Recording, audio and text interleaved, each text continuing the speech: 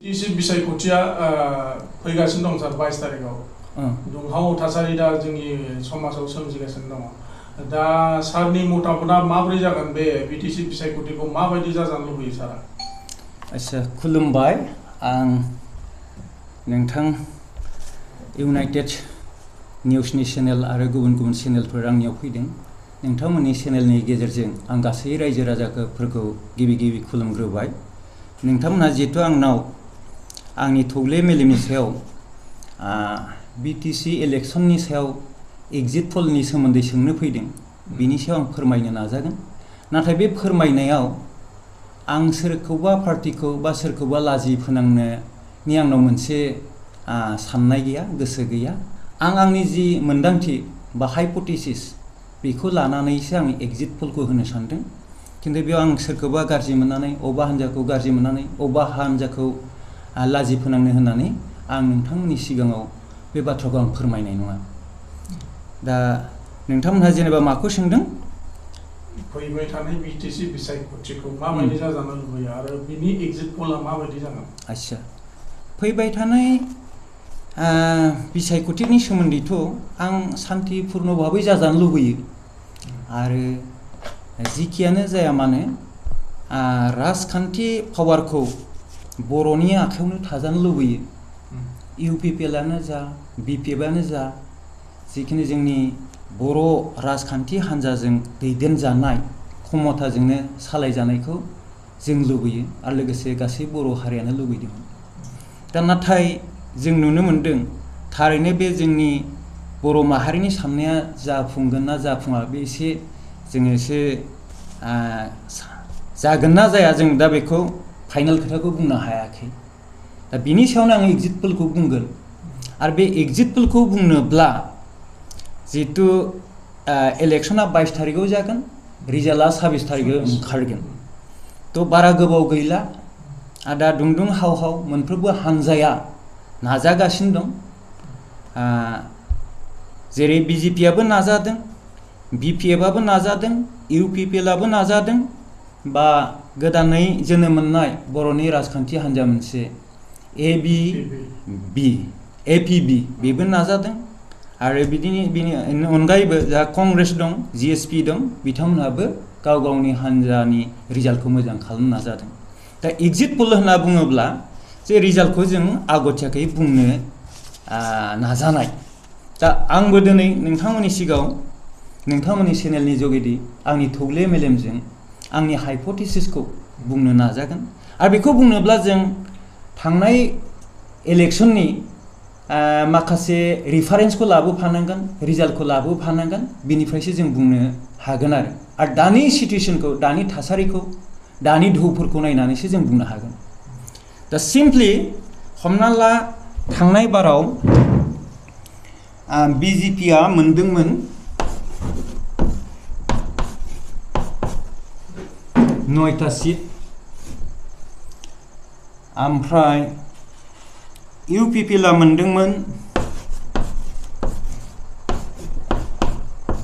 12टा seat बिपिएफआ मोनदोंमोन 17टा seat जिएसपिआ मोनदोंमोन मोनसे सिट आईएनसी मोनदोंमोन मोनसे सिट गासै 40 नङा होमबा गासै 40 जिहेतु जोंनि बिटिसिनि गासै समस्थिया 40था आरो बे 40थानि गेजेराव जाय 20+ मोनगोन बेनो बिटिसिखौ सालायनो हागोन दा बेखायनो बयबो 20+ मोननो नाजागासिनो दङ बयबो 20+ मोननो नाजागासिनो दं 20+ बिटिसिखौ सालायनोबा जों 20+ मोनथारनांगोन हयथ' 1 बाबो मोननांगोन बा 1 हक 2 हक 3 हक जेसेबांखि गोजौआव मोना मानो मोननो हानांगोन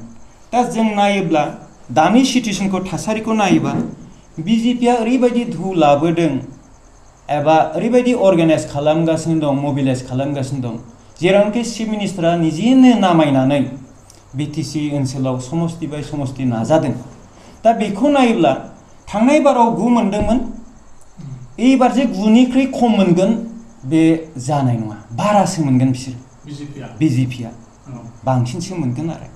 9नि बारा मोनगोन 9 प्लास मोनथारगोन बिसोरो दा आंनि हाइपोथेसिस मथे आंनि मोनदांथि मथे बिसोरो 9नि गोजौसिनाव मोनोब्ला हयथ' बिसोरो बिथांमोना 10 11 12 बो मोननो हागौ आं बाराखौ हमला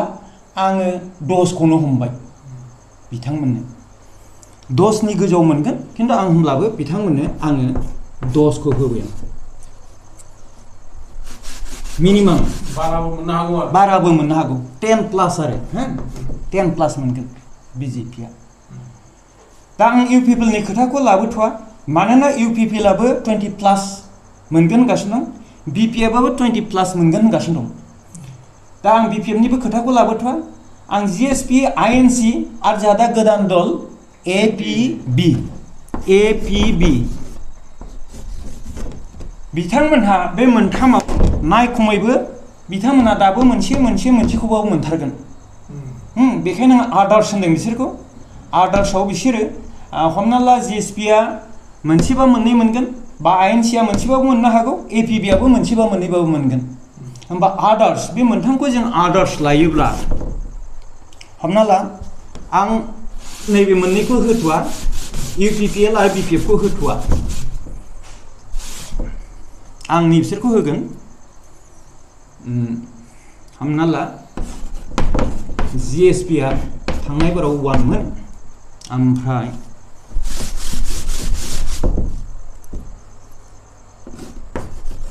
आइएनसिआ थांनाय बाराव 1 मोन एबार जा बर'नि राजखान्थि हान्जा मोनसे ओंखारबावबाय एपिबि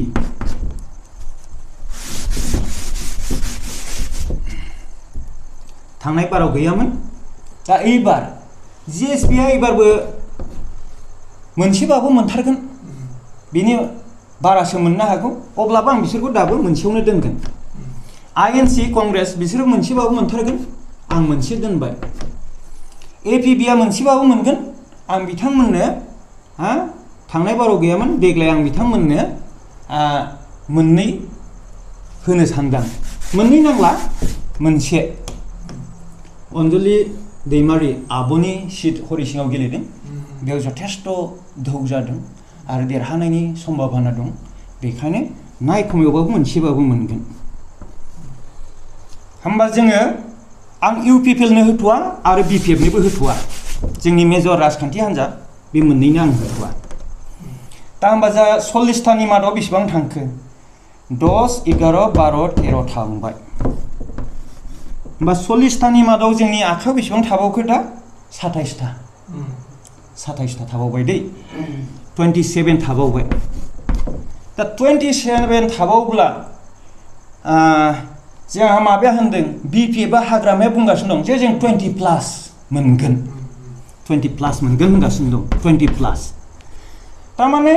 21बो जानो हागौ 22बो जानो हागौ 23बो जानो हागौ 24बो जानो हागौ होमबा आं 21खौनो होबाय 20 प्लास बा 21खौनो होबाय दै फार्स्ट दै बिपिएफनो आं 21खौनो होबाय 20 प्लास 21खौनो होबाय होमबा रिमेनिं आद्राया बेसेबां थाखो 6 दै मोनसे खोथायाव इउपिपिएलआ 6 खिन्थु दिनैनि खोथायाव इउपिपिएलआ 6थाल' मोनगोन होनबा इउपिपिएलनि मानसियाथ' मानिना लानो हानाय नङा सारा संसारानो मानिनाय नङा आंखौबो बुरबकसो होनगोन साला बे बुरबकनि बाथ्रासो होननानै जायाखै बे होननानै आरो मोनसे खोथायाव आं नांगौबा इउपिपिएलखौनो होबाय आं 20 प्लास इउपिपिएलनो आं होबाय 20 प्लासआव जेनेबा 21खौनो होबाय आं होमबा 27निफ्राय 21 थाङोब्ला बेसे थाखो रिमेनिं 6 होमबा बिपिएफआ 6ल' मोनो होमबा दिनै बिपिएफनि मानसियाबो थैनोबो गनायनाय नङा जे जों माब्रै 6ल' मोनगोन बे एग्जिट पलानो जायाखै होनना बुंगोन आरो बे फाग्लानिसो एग्जिट पल जागोन बे साननो रोङै मेलेम गैयिनिसो बुंनाय होनना बुंगोन थ' बेखायनो जिहेतु बे इउपिपिएल बिपिएफनि जिबायदि बादायलायनाय बे बिराद टाफ कन्डिसन जागासिनो दं टाफ कन्टेस्ट बेखायनो आं बिथांमोनखौ होनो सानदों आं समान समानखौनो होनायनोसै दा UPPL आरो BPF दा 27 खौ जों मोननैयाव बुखावोब्ला बेसेबां जागोन नायदो 13 बे 13 बे 13 मोनसे आग्लायो बेखायनो UPPL आ 13 प्लास मोनगोन बा BPF आ 13 प्लास मोनगोन दा होमबा 13 मोनोब्ला बेबो सरकार दानो हाया बेबो सरकार दानो हाया बेबायदि आरो होमबा बेवहाय किं मेकार जागोन दा BJP आ तो UPPL आनो जा BPF आनो जा नैबे गुबुन दलखौ सहाय लायागौमानि गुबुन हान्जाखौ हायर लायागौमानि सरकार दानो हानाया गोब्राब देग्लायनि बिसायख'थियाव खारन 20 प्लास नांथारगौ दा बेखायनो BJP आ किं मेकार आंनि नुहुरनायाव BJP आ जितु 10थानि सिङाव थांनाय बाराव 9था मोनदोंमोन बिसोरनो जों खमायनो हाखाया बारायगोनसो औ बारायगोनसो किन्तु मेन जुजा दा मेन कन्डिशना UPPL BPF दानि धौखौ नायनानै BPF नि धौआ जुदि बाराब्ला नांगौबा जों BPF नो एसेखौनो बारा होब्लाय होमबाबोथ' 20 प्लास जाहैथारनांगोन बे गोब्राब आरो बेबायदि आरो ओरैनो सरासनस्रा जों नुनो मोनदों BPF नि धौखौबो किन्तु अन्यान्य समाव अपोजिशन दलाव थानाय माबाफ्राव धौआ इसेबां जाया माने रुलिं गभर्नमेन्टआव थानाय हान्जानाव बांसिन धौ जानांगौ मानसिया बांसिन जानांगौ मानोना बिसिनाव सरकार दं पावार दं थाखा फैसा दं बे हिसाबै रुलिं गभर्नमेन्टआव धौआ बांसिन जानांगौ आरो किन्तु जों देग्लाय जेनेबा BPF नियावबो धौखौ बेरेखा हान्जानिब्लाबो जों धौखौ नुनो मोनदों हयथ' बे हिसाबै बिसिना एसे दावखोगोन आरो दावखोयोब्लाबो किन्तु 20 प्लास मोनहैयाबा उपाय गैया BJP खौ हायर लानांगोन बा गुबुन गुबुन दलखौ हायर लानांगोन आरो बेखायनो थाङै थुङै BJP आनो किं मेकार BJP आ UPPL 13 मोनोब्ला 10 जों 13 जों बेसे जाखो नायदो नोंथांमोनहा 23 होमबा 20 प्लास होमबा सरकार दानो हाबाय बा जों BPF खौ हेल्प खालामसै होनोबा 10 प्लास 13 बिथांमोनहाबो 23 BPF आबो सरकार दानो हायो BJP जों लोगो नांनानै बेखायनो BJP आसो किं मेकार जाहैगोन आरो आंनि मोनदांथियाव दा बेखायनो आं बारा गोलाव बुंनो सानाखै आंनि मोनदांथियाव जि मोनबाय दानि BTC नि एग्जिट पल हिसाबै UPPL BPF आ जुदि 20 प्लास मोनहैनो हायाब्ला थ' BJP आनो किं मेकार जाखागोन आरो BJP आ जायखौ सापर्ट खालामनानै लोगो नांनानै सरकार दागोन कोआलिशन गभर्नमेन्ट बेनो सरकार जागोन दा किन्तु जोंहा आसामनि गिबि मन्त्रि मानगोनां हिमन्त बिश्व शर्माखौ मानिनांगोन दिनै हिमन्त बिश्व शर्माया बुंदों जे जों BJP आ जेसेखि मोना मानो जों बर'नि राजखान्थि हान्जा UPPL आनो जा BPF आनो जा बिथांमोनखौ बिदा फंबाय हिसाबै जों लाफागोन आरो अनजलि दैमारिनि दल APB जा बिथांमोनखौ जों लाफागोन लाफानानैसो आङो सरकार दागोन बा इन्जिनखौ सालायगोन ड्राइभार जागोन होनना बे खोथाखौ बुंबाय थादों आरो दा बिनि खोथाखौ नायोबा बिथांनि गोसोआ एसे मोनसे उदार मनोभाबखौ जों नुनो मोनदों आरो BJP नि जानानै जे नोंथांमोनहा आं थायाब्ला गावजों गाव दावराव दावसि जागोन नांलाय खमलाय जागोन बेखायनो सरकारखौ जों गेजेराव थानानै सालायगोन बे खोथाखौ बुंनायखौ जों नुबाय थानो मोनदों आरो दा बेखायनो आरो माबाफोर सोंबावगोन दा आंनि एग्जिट पलआ बेखिनियानो आरो औ होमबा खुलुमबाय नोंथांमोननि चेनेलनि गेजेरजों आं गासै रायजो राजाखौ खुलुमहरनाय बावहरनाय जाबाय